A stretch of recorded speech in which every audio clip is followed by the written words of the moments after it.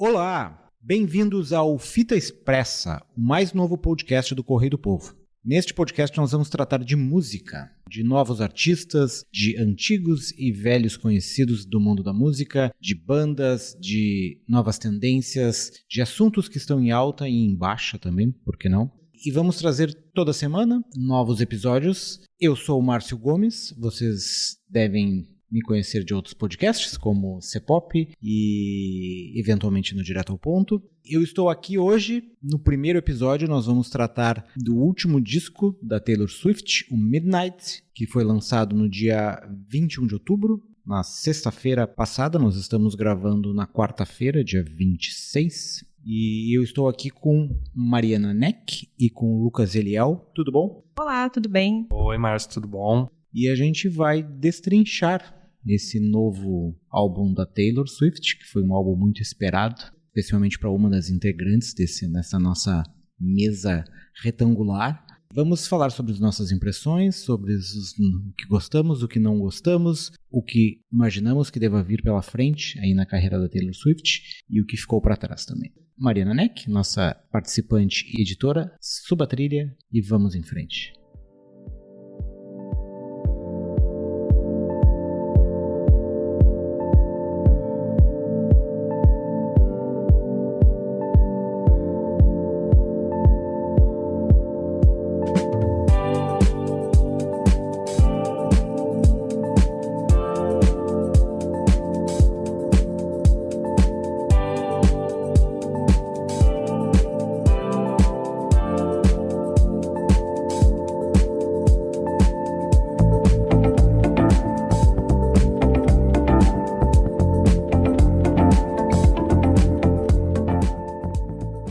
Bom, como eu falei na introdução, o álbum Midnight foi lançado no dia 21 de outubro, à meia-noite, né? Ele foi definido pela Taylor como um álbum conceitual, com as 13 canções criando uma imagem completa, segundo ela, das intensidades dessa hora mística e louca. E de acordo com um tweet da Taylor, seria uma história de 13 noites sem dormir espalhadas pela vida dela, né? Depois ela lançou mais 7 músicas, né, que foram agrupadas num outro álbum que foi disponibilizado nas plataformas de streaming, chamado como Midnight 3 AM Edition.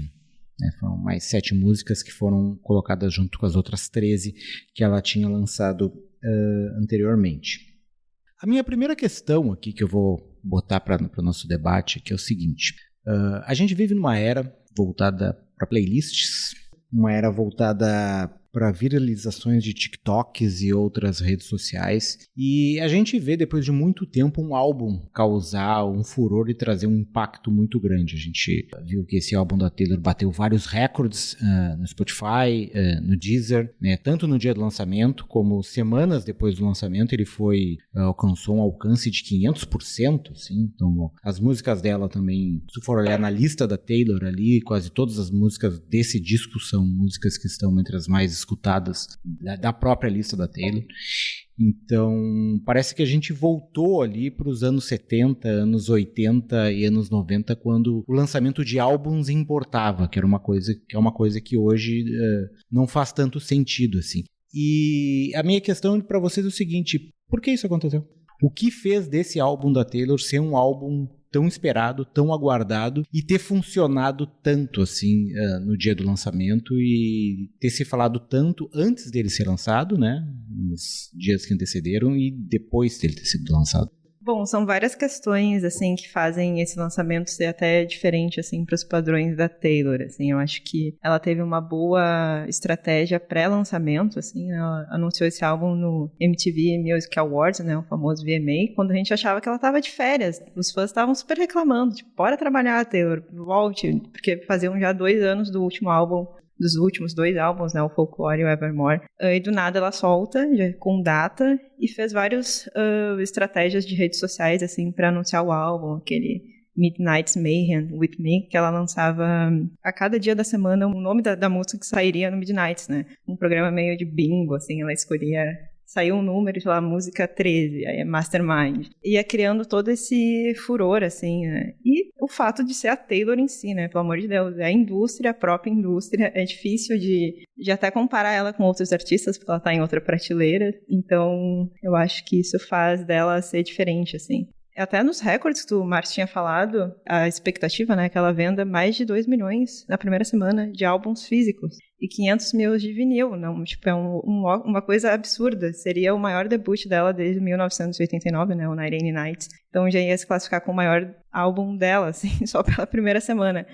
Então, como ele é muito recente, até eu tenho dificuldade de conceber, tipo, quão absurdo tá sendo tudo isso, assim, dela colocar todo o álbum, né, no 50 global do Spotify.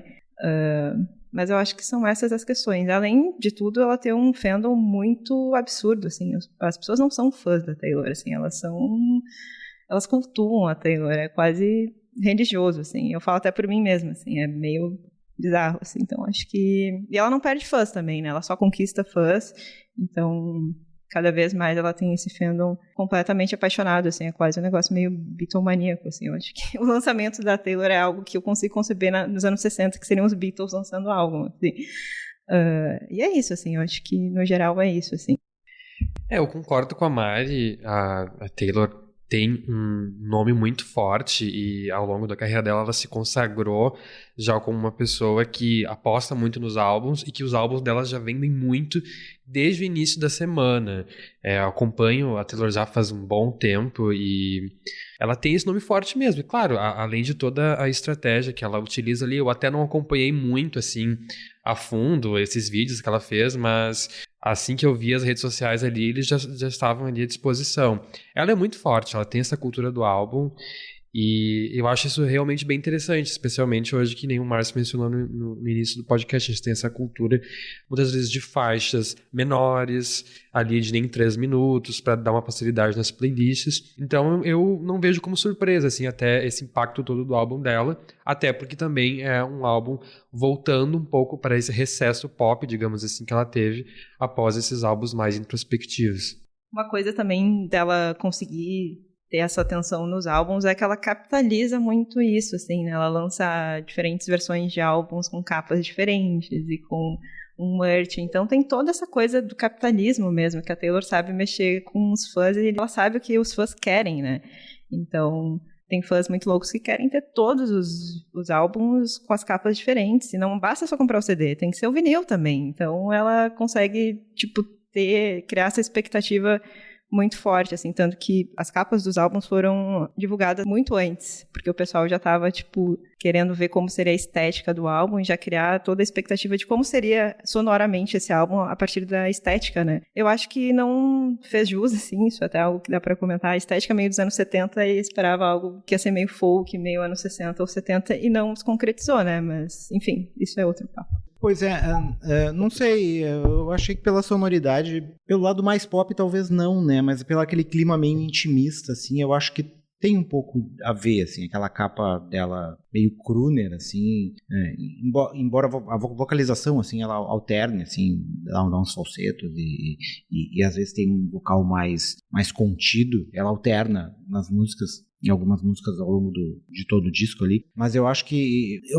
não destoa tanto da capa, assim, eu acho que faz um certo sentido pela questão do conceito do álbum, de ser esse álbum de meia-noite, assim, né, embora tenha uma sonoridade mais pop em relação aos álbuns anteriores ali, do Folklore, especialmente do Folklore ali, né, mas eu acho que, não sei, eu acho que ele casa, assim, pelo menos na minha visão, assim, acho que ele casa um pouco, assim. Talvez por ele ter essa batida, essa questão de um uso constante mais do sintetizador ali, né, aquela coisa, a gente destoe daquele visual meio, né, sei lá, parece uma coisa meio Marianne Faithfull ali, aquela capa ali. Sim, meio Stevie Nicks, assim, também. E daí tu visualiza e pensa, vai ser uma coisa meio soul music, vai ser um troço assim, e daí tu vê aquela batida, assim, bem pop, e tu, não, peraí, mas eu acho que por trás tem uma sonoridade, especialmente de clima mais soturno, assim, mais intimista, assim, eu acho que tem por trás, assim, mas eu acho que ela não poderia assumir essa persona tão down, assim, eu acho que não teria sentido depois de ter lançado álbuns especialmente na época do lockdown ali, da pandemia, assim, eu acho que ela quis dar uma reviravolta, assim, sem dar um 180, mas, enfim, dando um passo adiante, não avançar tanto, mas dando um passo um pouquinho além.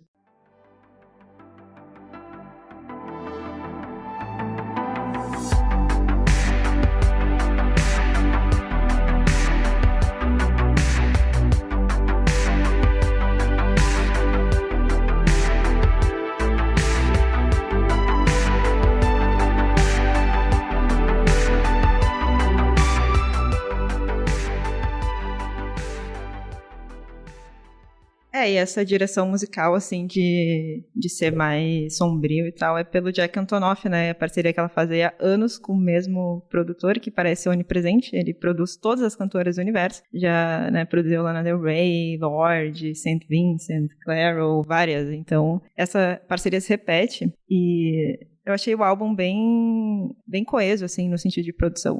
Algumas pessoas acham que as músicas parecem ser a mesma, mas é porque é o mesmo produtor, então tem todo esse conceito do álbum de ser meia-noite. Então ele é mais minimalista. A gente comparou com o Melodrama da Lorde, né? Eu consigo ver semelhanças, assim, na produção, até porque também ele produziu esse álbum. Enfim, é isso. Pois é, nessa questão de comparações, assim, e eu ouvindo, especialmente no começo dele, quando eu vejo aquela entrada do sintetizador, e depois na última música também, naquela Mastermind ali, que tu tem aquele looping no final, assim, que é um looping bem legal, assim, não sei se eu gostei tanto do vocal na música, mas do looping eu gostei bastante. E daí logo imediatamente eu me lembrei da música da Kate Bush que viralizou, né, Running Up the Hill. E daí tu começa a pensar e é óbvio que uma música como aquela faz sentido hoje, né, porque a sonoridade ela não é tão distante, mesmo tendo sido feita sei lá, na década de 80, sabe? 85. Exatamente, em 85. Tu vê elementos ali que se fazem presentes, né, e nesse disco da Taylor tu consegue identificar, não só na questão do uso do sintetizador e da batida, etc., embora não seja tão upbeat quanto aquela música da Kate Bush, assim. E, enfim, eu acho que isso explica um pouco o quanto o alcance dessas músicas conseguem ser atemporais, assim.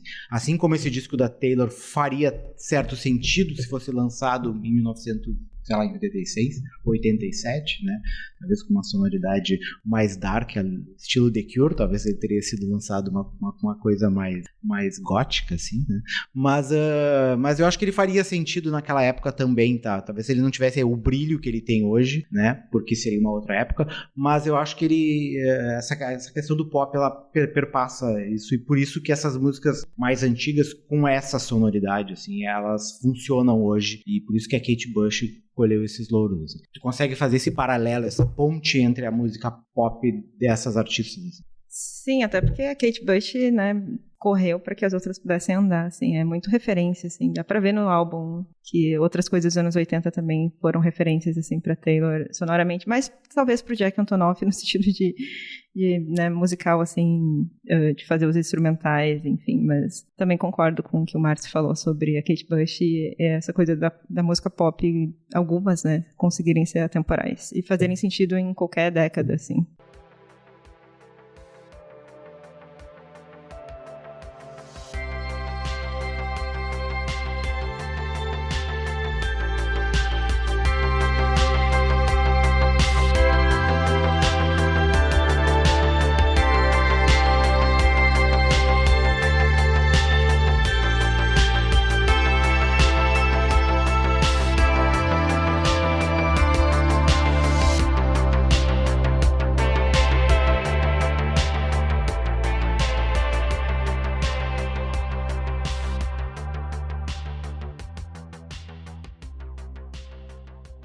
Entrando no disco propriamente dito e nas faixas, assim, Lucas, favoritas, não favoritas? Eu fiquei sabendo antes da gente conversar, obviamente, que o Lucas é meio hater, sem querer lançar um exército de Swifties em cima do Lucas, mas ele foi meio hater, não sei se desse disco ou hater da carreira em si, mas eu acho que é do disco. Eu tenho uma relação meio conflituosa com a Taylor Swift, no sentido de que eu um dia já, sim, fui muito fã dela e me considerei ali, acho que quando eu tinha uns 17 anos, por aí, Swift. E eu não gostei gostei tanto do álbum assim, mas não é como uma surpresa pra mim não ter gostado tanto, porque eu já tô numa sucessiva, assim, de não gostar muito dos trabalhos da Taylor Swift. O último álbum que ela lançou, que eu realmente gostei, foi o 1989. E depois disso, ali do Reputation, eu até gostei.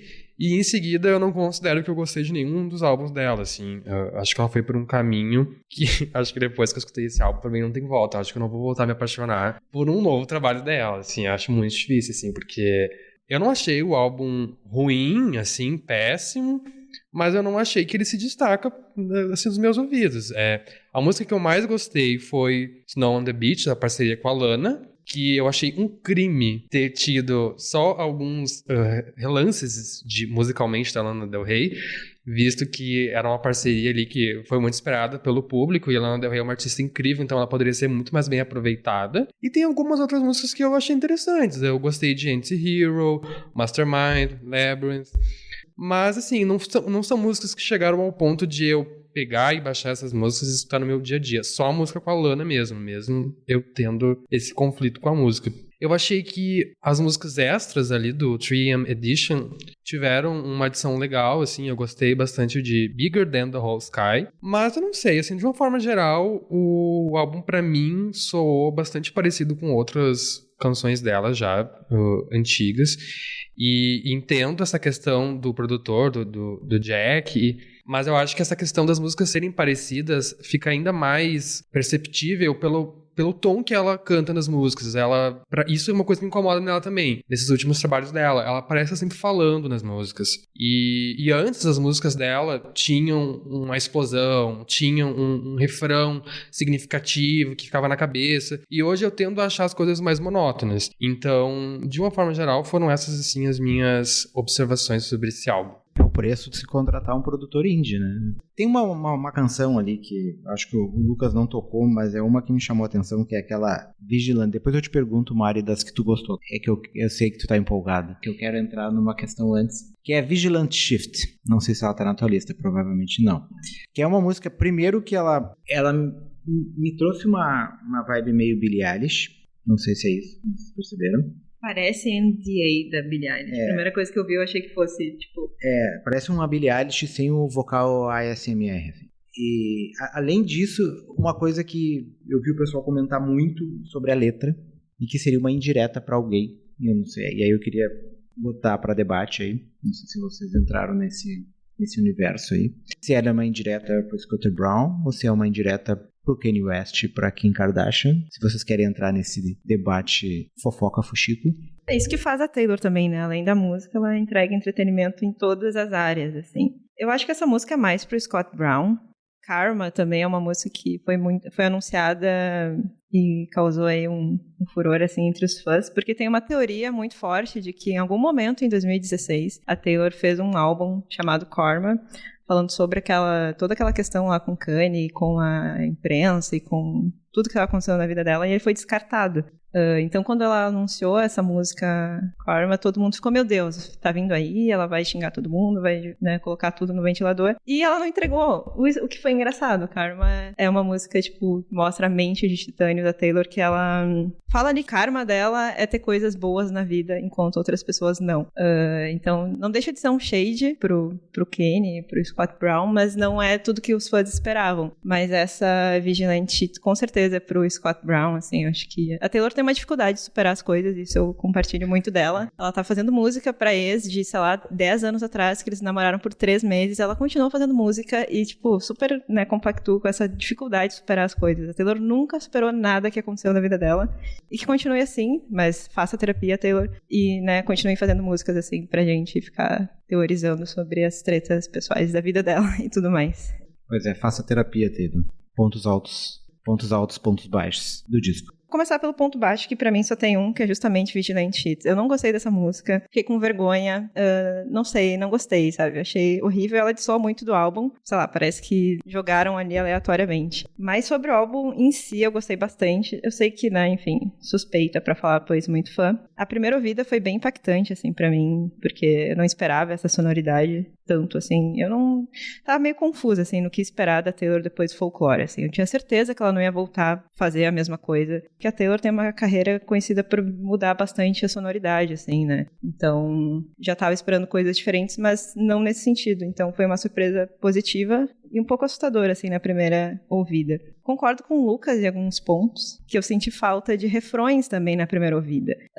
Não tem aqueles famosos bridges da Taylor, né, e refrões pra se cantar todos os pulmões na primeira ouvida, mas depois percebe que tem sim, porque ele é um álbum que cresce e tal. As músicas que eu mais gostei, que eu destaco, assim, Anti-Hero, tipo, é um hit instantâneo, Pop Perfection, tipo, maior que carreiras inteiras. Bejeweled é muito legal, assim, eu acho que é um jeito da Taylor se mostrar que ela também sabe fazer música pop divertida e ela não se desculpa por isso depois do Folklore, assim, ela não tem medo de fazer músicas relativamente bobas e dançantes e que o pop é divertido e que a vida pode ser divertida também em alguns momentos. E o Run Your Own Kids é muito boa essa música, acho que talvez a melhor do álbum, assim. As letras são muito boas nesse álbum porque ela também não tem medo de se mostrar vulnerável e de falar das questões pessoais dela, assim. E isso é muito louco, assim, porque, tipo, a maior artista pop consegue se mostrar vulnerável e tirar proveitos disso musicalmente, assim, sabe? De se olhar pra dentro e fazer grandes canções pop. No geral, eu gostei muito do álbum, assim. Ele é recente pra mim, eu não consigo elencar ele no meu ranking pessoal de melhores álbuns da Taylor. Não sei em qual posição ele ocupa, mas eu posso dizer que ele é melhor que o Lover, que, enfim, é um meio esquecido da Taylor que eu defendo, mas ele é realmente melhor que o Lover, mas assim, não sei se está no meu top 5, porque a discografia da Taylor também é de milhões, então é difícil escolher álbuns, mas eu daria mais uns meses aí pra eu saber em qual lugar ele ocupa no meu ranking pessoal da Taylor, mas é um ótimo álbum, acho que, sei lá, nota 9 de 10, 9,5 de 10 pra mim, assim.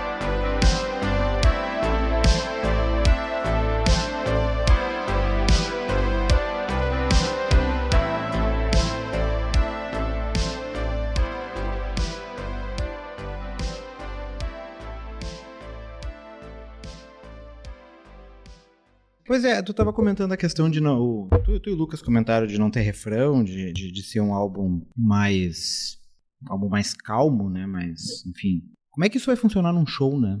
Ele é um disco que vai funcionar numa arena, num estádio, da maneira intimista como ele foi gravado, como ele foi produzido, ou ele vai ser um show em que ela vai unir com o folclore e vai fazer um show Taylor Unplugged, né? Um Taylor na Broadway, estilo Bruce Springsteen fez, assim. Não sei como isso vai funcionar no palco, assim, né? Se vai fazer uma coisa mais conceitual ou se vai ser algo em que ela vai unir com os discos anteriores e vai ter uma sessão voltada para esse disco e pro folclore em que ela toca essas músicas e depois volta. Como vocês acham que isso funciona? Eu acho que super vai funcionar. Ela obviamente mobiliza muito o público por onde ela passa e acho que ela vai conseguir mesclar músicas um pouco mais agitadas com as músicas desse álbum um pouco mais introspectivas. Acho que ela consegue mobilizar bastante e os shows dela eu acredito que são muito bons, assim. Acho que ela, apesar das limitações dela como performer, ela consegue sair muito bem nos shows. E aí, voltando para alguns pontos ali da fala da Mari, já vou dar uma discordada. Não acho que ela seja a maior artista pop da atualidade, acho que ela tem muito feijão para comer ainda. Eu acho, assim, reescutando o álbum, eu não acho, assim, que os refrões ainda são fortes, mas acho que a questão, às vezes, não é nem a questão do refrão ser forte. Acho que em músicas mais introspectivas, a ideia talvez é que seja que o refrão não seja forte.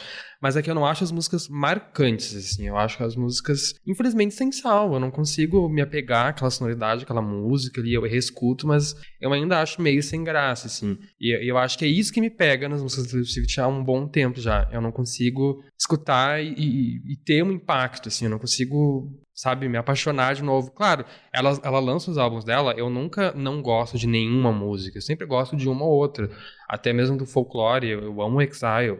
Mas, assim, é sempre uma ou outra. E antes ela lançava um álbum e eu gostava de praticamente todas as músicas. Vou responder aqui, a gente tá, tipo, num debate político, assim. Os números respondem, eu acho, assim, o fato dela ser a maior cantora pop da atualidade. Tipo, não, sim, mas ela tem o maior fandom, assim. Tipo, ela derrubou o Spotify a 1h da manhã porque todo mundo tava no perfil dela. Então, tipo, quem faz isso, sabe? Quem cria essa expectativa e vende tanto? Eu sei que não são só números, assim. Eu sinto que as pessoas, não Lucas em si, mas às vezes as pessoas têm má vontade com a Taylor, assim, eu não sei porquê, assim. Eu entendo não gostar e tal, mas não reconhecer, tipo, ela é a maior de todas, eu confesso que eu acho difícil, assim.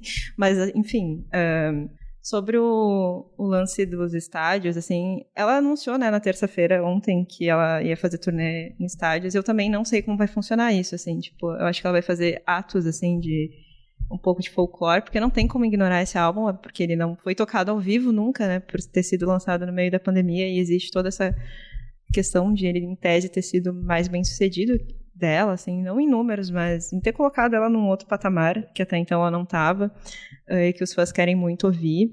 E até o Lover também, que não chegou a ter uma turnê propriamente dita, né, porque ele também sofreu ali com a pandemia.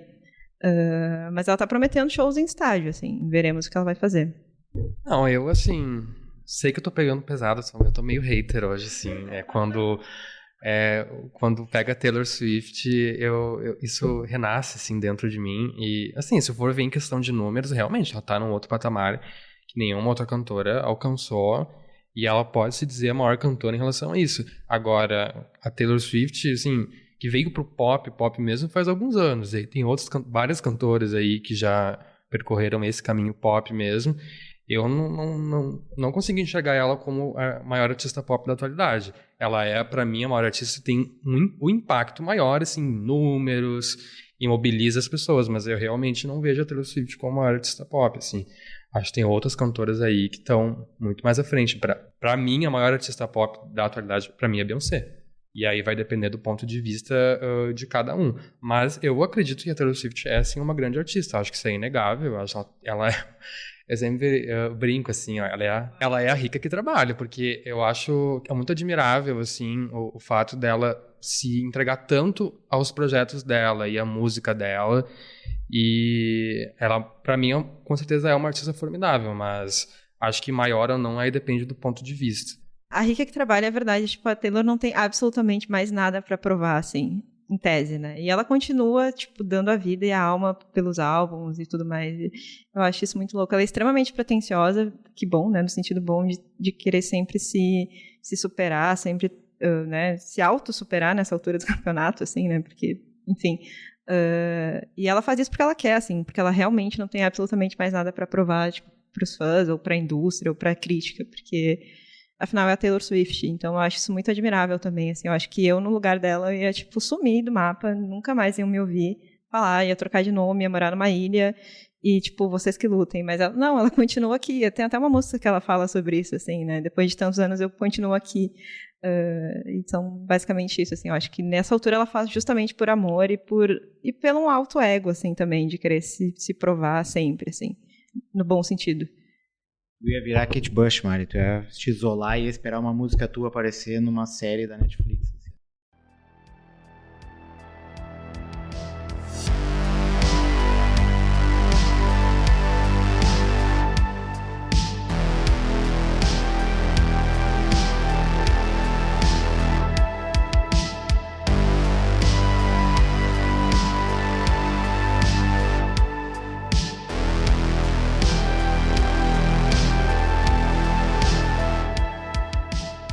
Pra onde vocês acham que a carreira da Taylor vai agora, assim, depois do Midnight? Assim? Embora o Midnight tenha recém sido lançado, ainda tá fresquinho, assim. Qual o estilo que a Taylor vai perseguir depois do Folklore, depois do Midnight?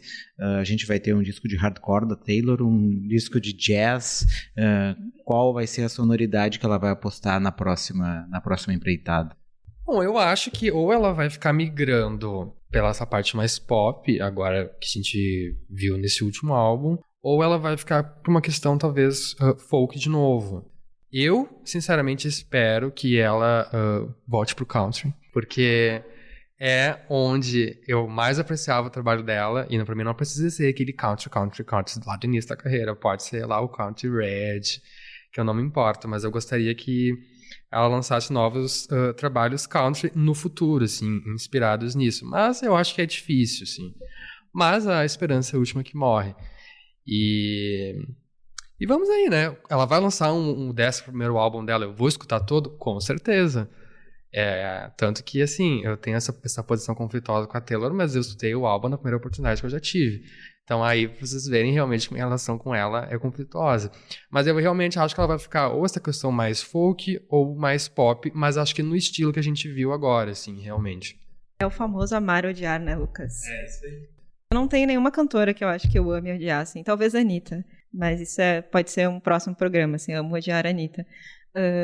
Mas a Taylor também vai te agradar, Lucas. Ela vai relançar o Speak Now agora, né? Ela lançou várias dicas, assim. O lançamento não conta, é um novo trabalho, obviamente. Os lançamentos, inclusive, country dela estão muito bons, assim, a roupagem que ela tá colocando nas músicas é muito legal. Ela não anunciou, tipo, oficialmente, mas deu várias dicas que o próximo relançamento vai ser o Speak Now. Eu acho que não sai nesse ano, porque eu acho que seria sabotar o próprio Midnight. Espero que não, Taylor. Segure, deixe isso pro ano que vem.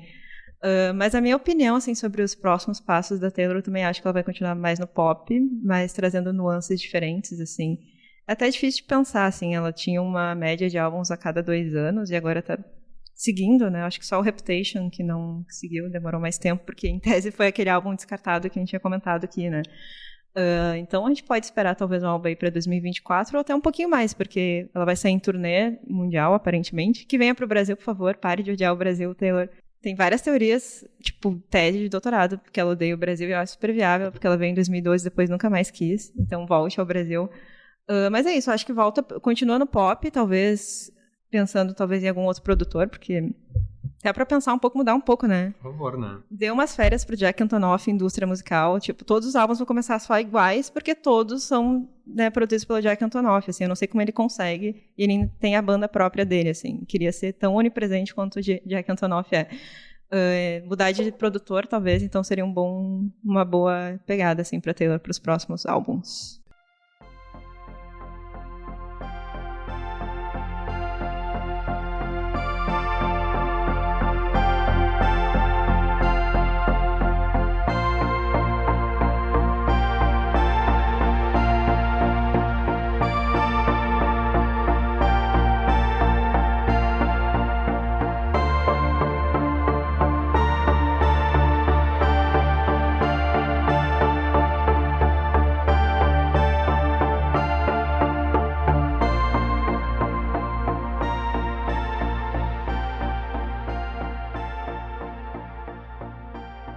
Então, para encerrar, uma música para escutar à meia-noite. Pode ser da Taylor, pode ser do Midnight, pode ser de qualquer outro artista. A minha indicação da música para escutar na meia-noite é uma indicação nacional e é a minha música favorita de 2021, Meu Piseiro, da Duda Beat. Tem esse trecho aqui que para mim já exemplifica essa coisa de estar durante a noite e ligar para a pessoa ou não ligar, que é às 8h15 decidiram te ligar, às 8h30 apaguei o seu celular, mas me dei conta que eu já tinha ele decorado. Acho que é uma música super vibes, assim, pra escutar, porque ela tem um refrão bastante forte, assim, e enfim, a Duda Beat é incrível e essa música não é diferente. Então essa é a minha indicação. Então, minha dica pra ouvir à meia-noite é um cover de uma música que tem memes, ela é meio, sei lá, subverteu aí o Wonderwall, né, aquele meme. A pessoa pega uma guitarra, um violão e vai tocar Wonderwall. Então, vivendo sobre esse meme, tem um cover do Ryan Adams, que fez essa música, assim, totalmente acústico, bem diferente da original, porque a original pra mim já passou, assim. Carlos Correia morre se ele ouvir este podcast, porque ele é fã de Oasis, aparentemente, né, enfim. Mas, então, a minha dica é essa, Ryan Adams, Wonderwall, a versão da música do Oasis. A minha dica é Round Midnight, do Miles Davis, que é do disco Roundabout Midnight, também, de 57, é o Miles Davis com o Joe Coltrane, na época clássica do quinteto do Miles Davis. E com isso a gente vai encerrando o primeiro episódio do Fita Expressa. Voltamos na próxima semana com um outro assunto que ainda vamos elocubrar aqui. Uma boa semana para vocês e até lá.